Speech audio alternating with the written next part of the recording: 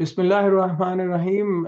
नाजरीन, icons programme के एक और एपिसोड के साथ आपका मेज़बान राना शाहिद और मेरे साथी मेज़बान अब्दुल वहीद आपकी खिदमत में हाजिर। और जैसा कि इस प्रोग्राम का फॉर्मेट है कि हम उर्दू बोलने वाली कम्युनिटी के नुमाइंदा अफराद, उन नुमाइंदा अफराद जो अपनी ज़ात में आइकन हैं, हमारी कम्युनिटी के लिए आइकन है, उर्दू बोलने वाली कम्युनिटी के लिए आइकन है, जिन्होंने अपने अपने शोबों में कामयाबियां हासिल की हैं, अपने शोबों में नाम कमाया है और दूसरों के लिए मशअल राह बन रहे हैं। उनसे आपकी मुलाकात करवाई जाए। आज मेरे साथ हमारे एक और दोस्त अ, तैमूर साजिद हमारे साथ हैं। तैमूर साजिद स्टेट एडवाइज़र या प्रॉपर्टी एडवाइज़र हैं। ये बड़ा अहम शोबा है, ख़ास तौर पे ऑस्ट्रेलिया के हवाले से।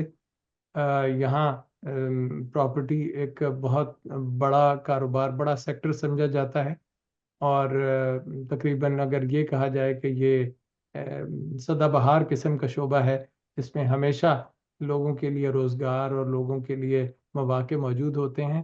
तो आइए इनसे मिलते हैं। तैमूर, कैसे हैं आप? हाँ, अस्सलाम वालेकुम। Thank you so much. बिल्कुल ठीक। अस्सलाम वालेकुम। Thank you very much for having यार। तो नहीं, आप जब आपने बोला आइकन तो मैं मुस्कुरा दिया। मुझे लगा कि आपका जो है ना ये बड़ापन है। और मैं उम्मीद करता हूँ कि जो बाकी आपके जितने स्टीम्स गेस्ट हैं, जैसे आप राना साहब है या अब्दुल वहीद भाई हैं, मैं उनके वो शहीदों में नाम लिखवाया जाता है ना, उंगली कटवा के, वो वैसा बनने के लिए मैं आया हूँ आज। मैं समझता हूँ कि वो आपके अंदर वो तमाम अज्जा मौजूद हैं जो आइकन बनने के लिए होते हैं, और आप हैं और अपने शोबे में आप बेहतरीन कारकर्दगी का मुजाहरा कर रहे हैं। तैमूर, ये बताइएगा कि आप माइग्रेट करके यहाँ पे आ गए और आप इलेक्ट्रॉनिक इंजीनियर हैं बाय प्रोफेशन। फिर ये प्रॉपर्टी एडवाइजर कैसे बन गए? What drived you to really this profession? देखिए, एक तो हमारा बड़ा टिपिकल सा आंसर होता है कि वड्डियां गड्डियां चमकीले सूट, मतलब ऐसी चीज है। ऐसा कुछ नहीं था मेरे लिए। कभी भी मुझे इन्होंने इंस्पायर नहीं किया। शायद जिंदगी की चकाचौंध इस अंदाज में दुबई में पहले देख चुका था, जहाँ पे मैंने इंजीनियरिंग अपनी की हुई है। वहां से मैंने ग्रेजुएशन की, ऑयल फील्ड में काम किया, तो वहां पे हमारा काइंड ऑफ यूनिफॉर्म ही ये होता था, सूट वगैरह पहनना, या सारा करना ऑफिस जॉब के अंदर। जब मैं फिर ऑस्ट्रेलिया आया, चीजें बड़ी अच्छी लगी, बड़ी कैजुअल वाली थी।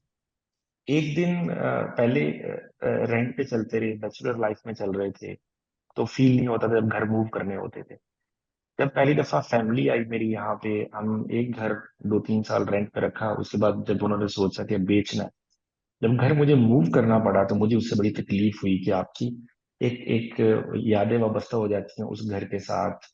आपके जो एक रूटीन सेट हो जाती है। जैसे गाड़ी आपकी और आपकी जो एक्सीलरेटर पे आपका पाँव है, जैसे कि किसी जमाने में घोड़े या घोड़ियां हुआ करती थी ना, तो वो बगैर बताए सिधाए हुए पहुंच जाया करती थी उस घर पे। तो मैंने 2 दफा ऐसे हुआ मेरे साथ कि मैं 2 गलियां छोड़ के घर रेंट पे लिया, तो मेरी गाड़ी उधर जाके ब्रेक लग गई। बैठा फोन पे लगा हुआ हूँ, जो बात है, तब रियलाइज किया कि अच्छा, अब घर ये बदल चुका है। ये तो एक उसकी साइड थी। फिर कुछ दिनों के बाद सोचा कि ठीक है, अब घर लेना चाहिए, बच्चों के साथ, फैमिली के साथ। जो इन्वेस्टमेंट्स हैं, लोग बेचना चाह रहे होते हैं, खुद मूव करना चाह रहे हैं। आई डिसाइडेड कि ठीक है, अब मुझे अपनी प्रॉपर्टी बाय करनी चाहिए। जब मैं वो बाय करने के प्रोसेस से गुजर रहा था, जब मैंने उन सब लोगों को देखा जिनसे मेरी मुलाकातें हो रही थी प्रॉपर्टी बाय करने के हवाले से, एक चीज मुझे बड़ा फुकदान लगा। वो था कि हर कोई पैसे के पीछे भाग रहा था। जो एक चीज होती है आपको सेल्स के अंदर, कस्टमर सर्विस के अंदर बताई जाती है कि कस्टमर इज ऑलवेज राइट, उसको हम बड़ा मिस यूज करते हैं इस कोट को, कि भाई चाहे आपको कस्टमर थप्पड़ मार दे, गाली दे दे, वो नहीं होता। कस्टमर इज ऑलवेज राइट, उसमें आप ये देखते हैं कि उसकी जरूरत क्या है। आप उसको अपनी प्रोडक्ट नहीं बेचते, आप उसको उसकी जरूरत बेचते हैं, उसका हल बेचते हैं। तो मुझे ये चीज लगी कि बहुत सारे लोग जो मुझे प्रॉपर्टी बेचना चाह रहे थे, वो चीज इसमें मिस कर रहे थे। सबकी नजर सिर्फ पैसे पे थी। तो उनकी नाअहली ने मुझे रियल एस्टेट एजेंट बना अच्छा कहा आपने। दिया। तो तो इस वजह से आप इस प्रोफेशन में आ गए, तो ये बड़ा, मैं समझता हूँ कि बड़ा लुक्रेटिव प्रोफेशन है। इसमें बकौल जैसे आपने कहा कि बड़ी चमक दमक भी है। इसमें लोगों की कमाई अच्छी है, लोग अच्छे पैसे कमा लेते हैं इसमें। और मैंने देखा है कि ये जितने भी प्रॉपर्टी एडवाइजर हैं बड़ी खूबसूरत गाड़ियों में घूमते हैं और बड़ा इनके खूबसूरत ड्रेस होता है। इसके पीछे क्या साइकी है? ओ श्रीका का मुंह लाल हो तो अपना चंदा मार के लाल करना फिर ऐसे ही बन जाती, ठीक है। ऐसे मुझे एक जो Alibaba.com के जो फाउंडर है, सीईओ है, जैक मा, वो कहते हैं कि अगर आपको काम सीखना है किसी से तो आप अगले के पास जाएं और शुरू में अपनी पुरताईश जिंदगी ना दिखाएं उन्हें। आप वहां पे जाएं तो आप अपनी हम्बल, जितने ज्यादा से ज्यादा हम्बल रह के आप स्टार्ट करें। और बजाय इसके कि आप शुरू से ही महंगी गाड़ियां, कपड़े, चीजें करना शुरू कर दें, आप स्लोली स्टार्ट करें। मेरे पास जो गाड़ी थी मेरे पास वो ऐसी वाली थी जो ए से बी लेके चली जाए जब मैं इस इंडस्ट्री में आया हूँ। और वाकई आपने बिल्कुल ठीक कहा कि बाहर से अब अगर आप सूटेड बूटेड नहीं होंगे, अगर आप, अक्सर मैं एजेंट्स को देखता हूँ और मुझे पहले पता होता है, अगर जैसे कभी कभी होता है कि 2-3 एजेंट चले जाते हैं इकट्ठे हम किसी प्रॉपर्टी पे, वो घर वाले, बेचने वाले ने बुलाया है, वो अपनी प्रेजेंटेशन होती है, अगर तो मैं उनको देख लूं कि प्रेजेंटेशन उनकी कैसे, मुझे पहले पता होता है कि इंशाल्लाह ये तो लिस्टिंग में मेरी है, मतलब इनको मैं कहीं जाने नहीं दे रहा। एक बंदा जो आप डोर नॉक से, आप उनको कॉल करके या आपको मार्केट में आपका बोर्ड देख के एक सोल्ड प्रॉपर्टी देख के अप्रोच कर रहा है, और उनकी यहाँ पे ऑस्ट्रेलिया के अंदर आपकी पूरी की पूरी एक वो पोजेशन है, इन्वेस्टमेंट है, वो घर आपका, जिससे आपकी यादें वाबस्ता हैं। अक्सर लोग ऐसे मैं मिला हूँ जिन्होंने 25-25 साल उस घर में गुजारे हुए हैं। उनके बच्चे पैदा हुए, बड़े, ग्रेजुएशन की, वहीं पे शादियां हुई और अपने घरों में चले गए। अब वो बंदा अगर आपको अपनी वो चीज देगा बेचने के लिए, तो उसको किसी ऐसे बंदे को देना जिसको ट्रस्ट कर सके, जिससे उसे यकीन हो कि हाँ, जो खुद को लुक आफ्टर कर सकता है मेरी प्रॉपर्टी की लुक आफ्टर करेगा। एक फैक्टर तो वो भी चलता है साथ।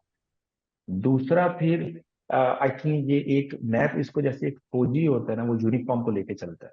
चाहे उसमें कितना हैवी आपका वो बैग हो, आपको उसमें बख्तरबंद चलानी पड़े, आपको उसमें टैंकर चलाना पड़े। तो मैं तो अपनी गाड़ियों को बस ऐसे ही लेके चलता हूँ कि जैसे वो मेरी आर्मी के हवाले से, मेरी जॉब के हवाले से पार्ट ऑफ माई जॉब है वो। उसको मैं एज वो नुमाइश में नहीं लेता मैं उसे। तैमूर, ये हमारे बहुत सारे लोग, जी मेरी जब कम्युनिटी में बात होती है तो वो चाहते हैं कि जी वो भी स्टेट एडवाइज़र बने, ये प्रॉपर्टी एडवाइज़र बने, जो कि बहुत अच्छा और बहुत रिस्पेक्टेबल का बाइज़्ज़त पेशा है और लुक्रेटिव भी है, इसमें इनकम भी अच्छी है। तो वो क्या करें, उनके अंदर क्या सलाहियत होनी चाहिए कि वो समझें, और क्या क्वालिफिकेशन और क्या पाथवेज हैं जिससे वो प्रॉपर्टी एडवाइजर बन सकते हैं? बड़ा अच्छा सवाल किया आपने ये वाला। अब मैं इसकी दो चीजें आप इसमें ऐड करूंगा। पहली बात ये कि मैंने 2018 में एक दफा रियल एस्टेट एजेंट बनने का सोचा था, जैसे गाड़ियों को देखते हुए। एक मेरे नेबर हुआ करते थे, उनको देखते हुए जब मैं उनको मिलने गया तो उन्होंने मुझे आके से कहा कि हो लुट गए, उज गए, बर्बाद हो गए, ये हो गया, वो हो गया। एक तो वो रॉन्ग पर्सन थे जो मुझे नसीहत लेने के लिए मैं गलत टाइम पे उनको मिलने चला गया, क्योंकि 1-2 हफ्ते के बाद उन्होंने रियल एस्टेट छोड़ दी। उनकी एक, हम जो दुनिया को देखते हैं लोगों की नजर से, हम जो उनकी लिमिटेशन होते हैं हम अपने ऊपर अप्लाई कर लेते हैं। मैंने वो वहां पे की।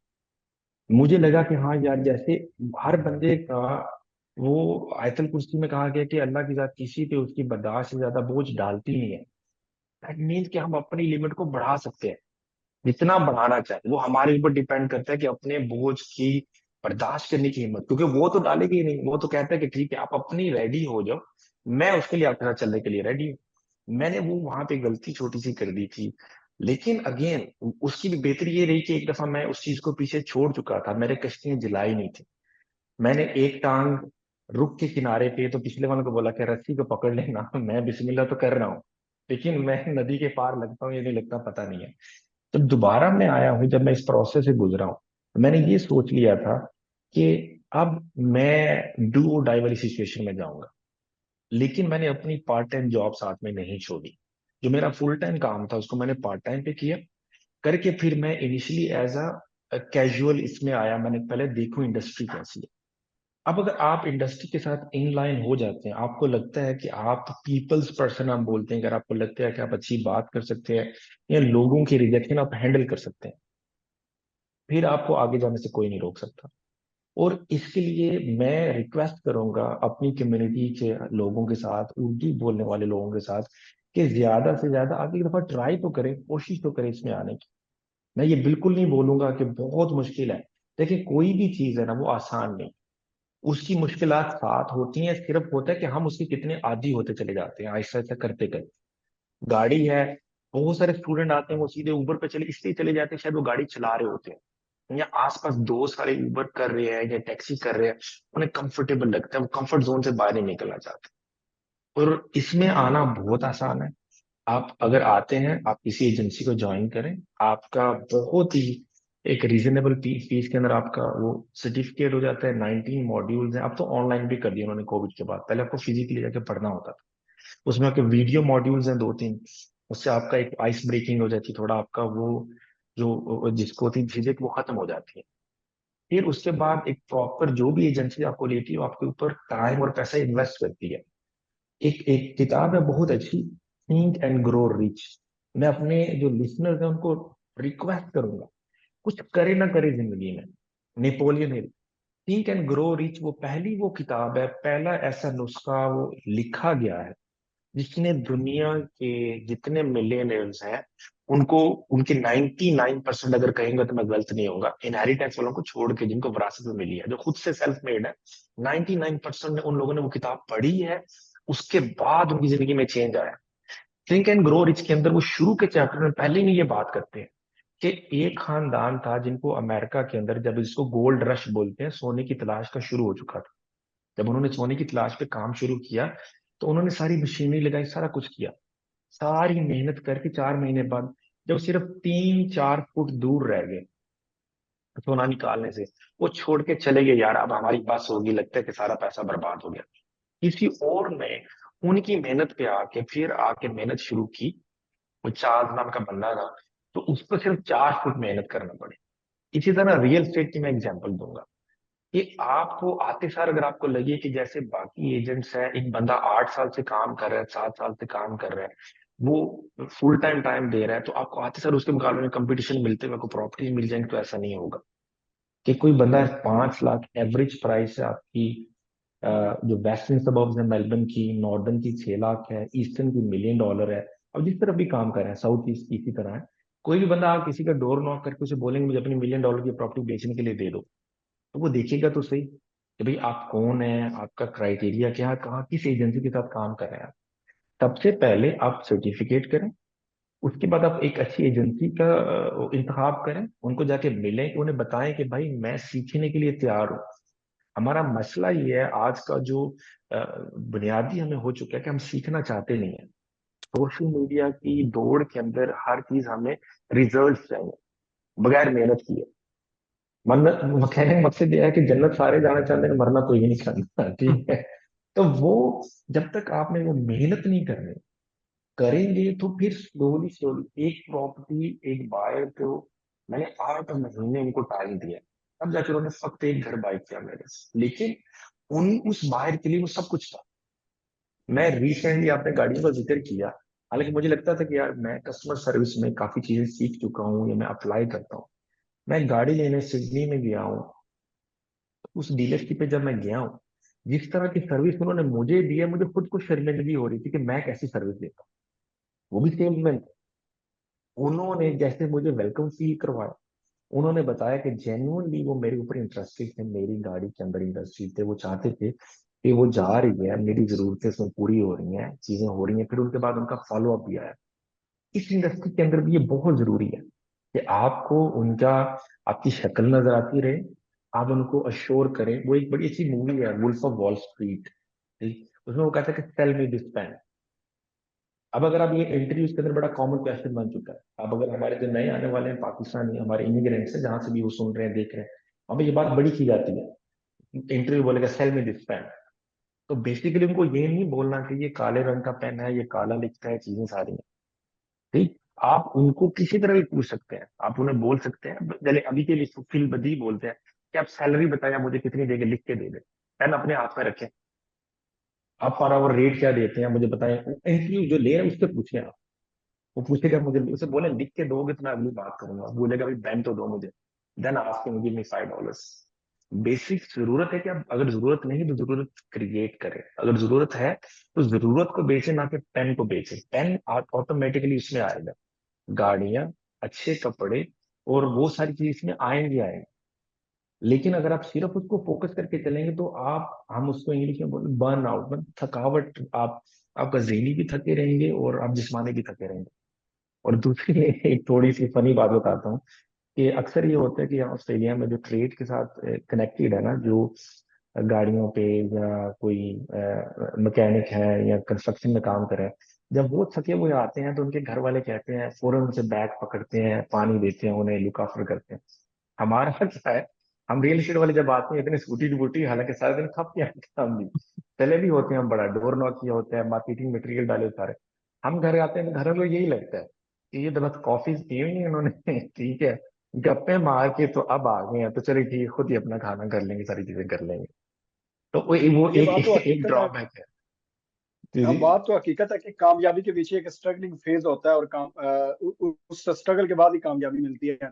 तो तैमूर साहब, आप यहाँ आजकल जो किराए के घर हैं उसका मामला पार्लियामेंट भी काफी जेर बहस है। तो घर खरीदना ज्यादा मुश्किल हो चुका है आज के दौर में, या फिर किराए पे लेना? देखिए, जो किराए पे लेना ना हमेशा से न्यू इमिग्रेंट के लिए एक इशू रहा है, लेकिन बहुत से ये जो रिसेंट टाइम्स है, ये इसमें क्या हुआ है कि जो इन्वेस्टर है आपका, इंटरेस्ट रेट बढ़ने की वजह से वो मार्केट से हटा है। वो उन्होंने कहा है कि भाई हम इन्वेस्टमेंट नहीं करते क्योंकि इंटरेस्ट पता नहीं कब तक बढ़ता रहेगा। इन्वेस्टर तब भी मार्केट में आएगा अगर उसको इसका इंसेंटिव मिलता है, उसको वो पैसे लगाने पे उसको रिटर्न कितना मिलता है, उस चीज को देखते हुए जब इन्वेस्टर नहीं रहता तो सप्लाई डिमांड आपकी बड़ी से डिस्टर्ब होती है। वो सारे का सारा अभी के लिए, जैसे हमेशा से एक कुर्बानी का बकरा ढूंढा जाता है, स्केप गोट ढूंढते हैं, ये वाले इलेक्शन आने से पहले चीजें होती हैं। आजकल जो जेरे बहस, आपने बड़ा अच्छा सवाल किया, वो है जो किराए के मकान आते हैं। यहाँ अफोर्डेबिलिटी है कि आप उसको अफोर्ड कर पा रहे नहीं कर पा रहे। कहाँ 2022 के अंदर 1.8 पे था आपका जो इंटरेस्ट रेट है, तरह से अभी वो 6.2 6.4 पे चली गई है। वो 3-4 गुना से भी ज्यादा होगी। तो इन्वेस्टर जो पहले 1200-1300 की 21 पे करा था हर महीने और उसका किराया 1600 आ रहा था, अब वो 4000-3600 की किस्त पे करा, रेंट किराया उसको 2200 का मिल रहा है। वहां पे आके मुश्किल हो जाती है। लेकिन यहाँ पे मैं एक और बात यहाँ पे ऐड करूंगा, जो हमारे किराए के, मैं ज्यादा सेल्स का काम करता हूँ, लेकिन मैंने पीछे मुझे फैमिली के लिए रेंट पे घर चाहिए था। मैंने उसमें, हम हमारा मसला ये है कि हम प्रोडक्ट एंड प्रोडक्ट हमें चाहिए बहुत जल्दी, हम वो प्रोसेस में से नहीं गुजरना चाहते। मैं प्रॉपर्टी जब देखने गया, वहां पे 21 फैमिलीज थी, जिसमें से 20 ऑजी फैमिलीज थी और एक मेरी फैमिली थी जो मतलब पाकिस्तान से इमिग्रेंट फैमिली थी। तो मैंने वहीं पे मैंने कहा ला इलाहा इल्लल्लाह सुब्हानक किन्नी कुन्तु मिनज़ ज़ालिमीन, लगता है कि हम अपने लिए यहाँ पे कुछ लग नहीं रहा। मैं फिर वापस गया, मुझे पता चल गया कि इस सबक की मार्केट ऐसे वाली है। मैंने जितने property manager top 10 real estate थी, उनको एक एक ईमेल लिखी कि जी मेरा नाम ये है, मैं इस तरह की नौकरी करता हूँ, मेरी जो मिसेज है ये जॉब करती हैं, और जो इमिग्रेंट्स है उनको भी बताता चलो। आपको प्रॉपर्टी, एक तो आप, हम करते हैं जैसे हम यहाँ पे आते हैं गलती ये करते हैं, नौकरी अप्लाई करते हैं जब, तो बस सेंड सेंड सेंड एक ही सीवी रख के उसको सबको सेंड कर देते हैं। हम उसका क्राइटेरिया नहीं पढ़ते कि क्राइटेरिया क्या है, उसमें हमारी क्वालिटीज अप्लाई होती है उस पर, या नहीं होती। अगर नहीं भी होती, आपकी 10% भी होती है, उस 10% को हाईलाइट करें आप, और फिर उस बंदे को डायरेक्ट कॉल करें नेक्स्ट मॉर्निंग कि अब्दुल वहीद साहब, मैंने ये आपको एक सीवी भेजी है, तैमूर नाम है मेरा, आपने ये पोस्ट डाली है, 90% का मुझे काम आता है, लेकिन 10% आता है उसमें बहुत अच्छा हूं मैं। अगर आप मुझे मौका देंगे तो उस 90% में आप प्रोबेशन दे, 3 महीने की प्रोबेशन दे दें, कि मेरे से अच्छा आपको सीखने वाला नहीं मिलेगा। वो फिर वो आपको, अगर नहीं भी उसको भी बंदा मिलेगा ना, अगर कोई और 10 वाला होगा, आप जैसे 10 वाला होगा, तो आपने वो जरूर आपको रखेंगे। वहां पे भी यही हुआ, मैंने घर अप्लाई किया, मैंने बोला, मैंने कहा कि मेरी जरूरत है इस तरह का घर। आपके ऑनलाइन वाला घर, आई नो कि वहां बहुत लोग आए थे, है नहीं, अगले घर पे आपकी मार्केटिंग बच जाएगी। कोई और घर आपके पास आता है जो किराए के लिए अवेलेबल हो। हम बड़े साफ सुथरे लोग हैं, घर हमेशा साफ रखते हैं। और मैं राइटिंग में ईमेल, मेरा आप सनद रख ले कि कल को अगर घर में कोई आपको चीज टूटी फूटी लगती है, तो मैं घर मूव करने से पहले ठीक करवा के निकलूंगा। उसको 2 घंटे के बाद मुझे उस मैनेजर की ईमेल भी आई थैंक यू की, फिर कॉल बैक आ गई कि जी ये हमारे पास प्रॉपर्टी है, शाम तक आप देख सकते हैं, अभी हमने मार्केट में नहीं डाली, हम आपको दे देंगे। और बाद में उसका ईमेल भी आया कि मुझे बड़ा अच्छा लगा कि आपने डायरेक्टली मुझे अप्रोच करके अपनी जरूरत बताई, मेरे पास ये चीज है थी, और जब छोड़ी तो मेरे बच्चों ने उसमें कुछ चीजें तोड़ी।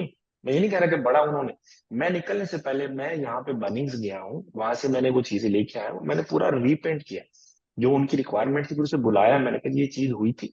ताकि एक दो चीजें यहाँ पे होती हैं, एक तो आप अपनी बात को ऑनर कर रहे हो, सेकंड क्या हुआ कि आप एज ए कम्युनिटी रिप्रेजेंटेटिव भी हो। लाजमी नहीं कि आप अवार्ड लेने, सर्टिफिकेट लेने हाथ दूसरे फंक्शन में पहुंच जाओ बताने के लिए कि मैं कम्युनिटी का लीडर हूं या मैं ये काम कर रहा हूँ। आप अपनी जहां पे भी आप जाएं, सबसे पहले स्पेशली अमेरिका यूके में थर्ड फोर्थ जनरेशन चल रही है, वहां पे डिफरेंट स्टोरी है। ऑस्ट्रेलिया में रहते हुए हर एक बंदा जो आ रहा है, वो ये ना समझे कि मेरे होने से कोई फर्क नहीं पड़ेगा या मेरी इस हरकत से कहीं पे कोई इफेक्ट नहीं होगा लॉन्ग टर्म। हर एक बंदा जहां पे जाए, वो ये अपने हाथ में वो एक पाकिस्तान का फ्लैग इनविजिबल लेके चल रहा है। वो और वो आपका फिर उसी प्रॉपर्टी मैनेजर को एक तस्मेनिया से डॉक्टर साहब की कॉल आई जो मेलबर्न और उस जगह सबब में मूव करना चाह रहे थे। तो वो कहते हैं थोड़ी मुश्किल हो रही है, जॉब तो हमारे पास है। मैंने उसी मैनेजर को सिर्फ एक ईमेल भेजी कि भाई मेरी ऐसे फैमिली है, जानने वाले हैं, वो आना चाह रहे हैं, कोई और प्रॉपर्टी है। 5 मिनट के अंदर उसने वापस ईमेल का जवाब दिया। अगले 1 घंटे के अंदर उसने 4 प्रॉपर्टीज उनको भेजी, उनमें से एक उनको मिल गई, वहां पे अब रह रहे हैं माशाल्लाह। कि अगर मैं अपनी कमिटमेंट को ऑनर ना करता, मैं कहता कि ठीक है बॉन्ड में से जो कटता है कट जाए, तो रेंटल क्राइसिस ऑफ कोर्स आपकी बात कर पाता हूँ है, लेकिन उसके साथ साथ एक चीज जो है वो बड़े स्केल पे गवर्नमेंट को उसका सोल्यूशन लेना है, लेकिन स्मॉल स्केल पे एज टेनेंट जिनको घर चाहिए, हमें कम्युनिटी पेजेस पे हम डाल सकते हैं कि हमारी ये रिक्वायरमेंट है। बहुत से ऐसे लैंडलॉर्ड्स होते हैं जो प्रॉपर्टी मैनेजर के थ्रू उस कॉस्ट को बचाना चाह रहे हैं, प्रॉपर्टी रेंट पे नहीं डालना चाह रहे, खुद मैनेज करना चाह रहे हैं, सेल्फ मैनेज करना चाह रहे हैं। उसका भी कंज्यूमर अफेयर की वेबसाइट पे 4 पेजेस का कॉन्ट्रैक्ट होता है जो आप डाउनलोड कर सकते हैं। और गवर्नमेंट अलाउ करती है एक प्राइवेट लैंडलॉर्ड को प्राइवेट टेनेंट रखने का, और लीगल बाइंडिंग होती है। और उसमें बाकायदा आपके कंज्यूमर अफेयर में सारे हकूक बयान किए हुए हैं पेज नंबर 6 के ऊपर। वो प्रॉपर्टी प्राइवेट लैंडलॉर्ड भी आपको निकाल नहीं सकता।